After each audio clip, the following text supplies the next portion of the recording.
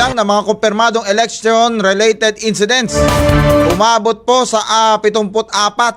Ayon po yan sa Philippine National Police o PNP. Hatol ng Bayan 2025. Alamin natin ang balitang hatid mula kay Dayan Liar. Dayan!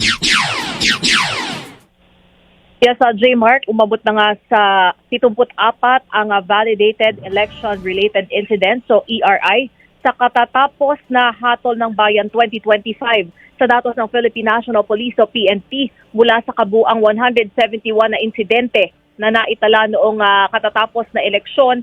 74 dito ang validated ERI, habang 43 naman ang itinuturing na suspected ERI.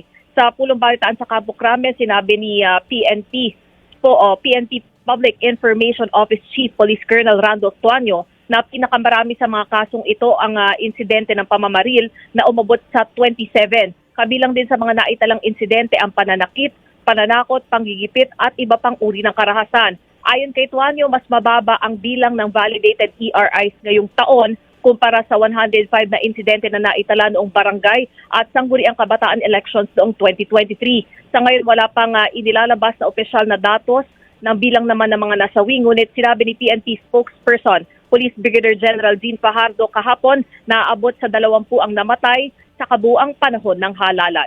Mula sa Campo Crame para sa Bagong Pilipinas, Dayan Liar, Radyo Pilipinas, Radyo Publiko.